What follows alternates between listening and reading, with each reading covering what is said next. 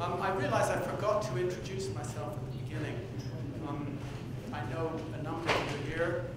For those of you who don't know me, I'm working with the European Association in Brussels. So I'm originally from Ireland. I came over to Belgium back when the European, the EEC at that time, went from 6 to 9 members. So Ireland, the UK, and Denmark joined. Now in the meantime, we've moved on a little bit then. But yeah, that was a long time ago. Textile service industry is fascinating, and it's been a fascinating journey over the last over 20 years or so. One of the other things I love doing, some of you I know particularly well know this already, but one of the things I really enjoy doing is going back to school. Going back to school, to secondary school, to work with young people, teaching them English as a second language in Belgium. And the reason I say that is that Kevin mentioned earlier that we were an unknown industry. And we are, of course. And we obviously need to work with, we need to work among ourselves, we need to work with our members, but we need to work with existing customers and potential customers, and in particular, the young people. So that's one of the projects that we will be working on in the future. So when I'm working with these, when we're speaking English with these 17-year-olds, I'm thinking, what do they understand about textile services? They don't know we exist. They really don't know we exist. And how to get that message across to them? How do we get the message across to these young people? I mean, how do I tell them what my job is? They ask me what my job is. And it's doubly difficult. First of all, I'm working in a European association. What does that mean, working in a European association? What does it mean, working in an association? That's already tricky enough to explain. But a European association, even more tricky to explain. I try to tell them sometimes I work, it's like a club manager. I work with a club. The members, though, are people from the same industry. And it's really about bringing people together in the industry. Anyway, that was a long introduction. Now I realize I've lost a lot of time for my presentation itself. But where's the clicker? Here it is. Let's do this quite quickly then. These are the members in the association. So we have the companies. Well, you see on top you have the companies, the rental companies, the supplier members, and then the National Association. So this is the main focus today, and a couple of research institutes. That is in terms of a map. Now we hope the coverage is going to increase. This was one recent project we've been working on. A number of you have mentioned that already.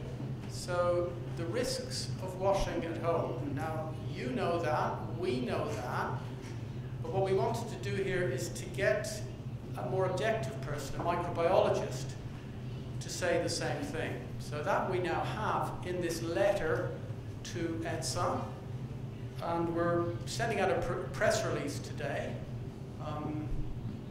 So textile hygiene, microbiologist warns of risks of washing at home. So those of you who are on our mailing list will receive this press release. What are we trying to do with this? European consumers put pressure on their service providers to ensure hygienic linen.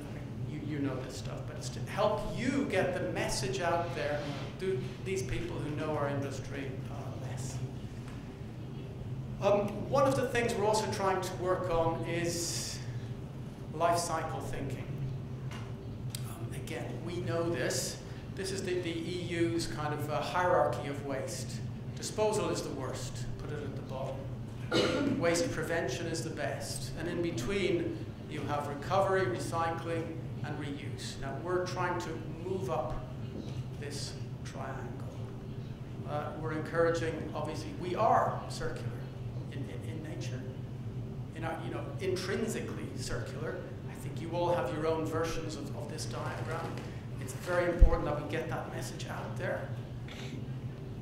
I think you know the 3 pillars of sustainability. We touched on a number of them today: the financial aspects, the social aspects, the environmental aspects. CO2 footprint. This was some work we did a couple of years ago.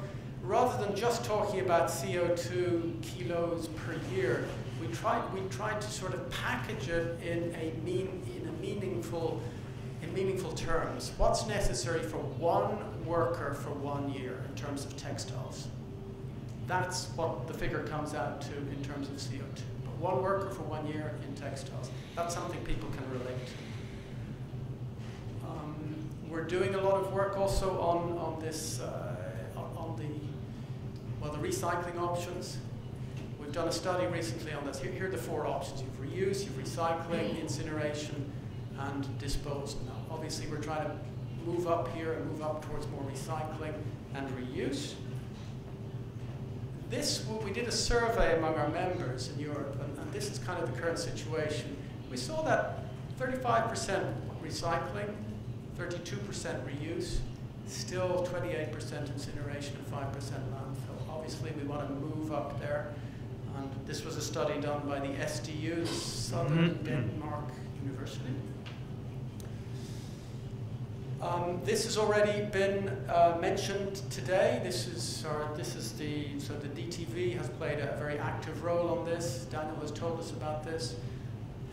Laundry employees using their smartphones. That's what we're trying to do. Training to help people on that. And I think Daniel has given a lot more information on that already.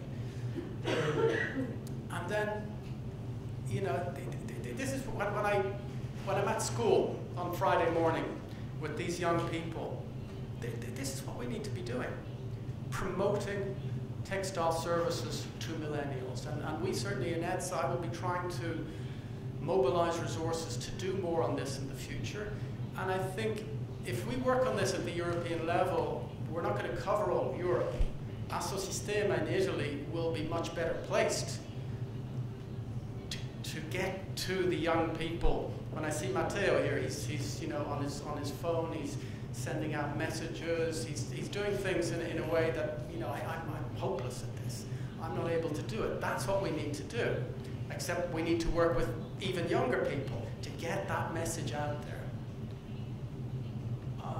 That I won't go into detail. Those are our working groups. You know, I can speak with you about those details afterwards. And then this is my final slide. This was a study that we know there's huge growth. So this was a few years ago. That was 2012. 11 billion. I'm sure we've gone up since then. But in terms of the potential market, the total potential market, 46 billion. Now, it's not us saying this, it's Deloitte. So Deloitte, you know, big name. Now, 46 billion, 100% outsourcing, it's theoretical.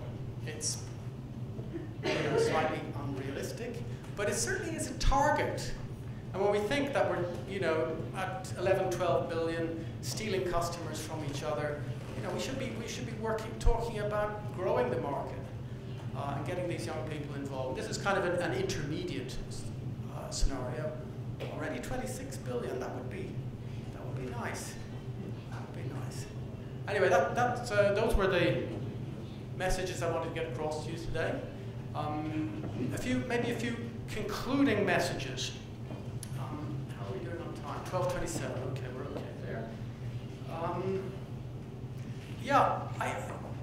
It's clear that there are a lot of common issues among the associations. A lot of common issues, but at the same time, there's a lot of national focuses and national sensitivities and slightly different ways of approaching it. But what's very clear for me is that there's a huge potential in more sharing among the associations. I mean, I'm working in the European Association. I tell you, your presentation was very, very interesting. You know, there's projects you're working on. Some of them I know, but others I didn't. You know, same thing in Germany, same thing Australia, where we're in less contact. But you're doing a lot of good things over there as well. There's huge potential for sharing among the associations. And I kind of see it as a triple outreach. There's an outreach, I think, among us as associations, There's an outreach to our members, each of us to our members. And then the third and most important outreach, obviously to the customers, but most importantly to the potential customers and the young people. That's kind of the key messages I certainly took away from it. And finally, I'd just like to, well, I'd like to thank all the speakers. Thank you very much for your presentations. Very, very good, very comprehensive. It's certainly, I think that's probably one of the best overviews I've seen in our industry of what the different associations are doing in the different countries. So thank you to all of you who presented. Thank you for everybody who attended. Thank you to Assosistema as well for helping on the organization. That was really, really helpful here in Italy, so thank you very much for that.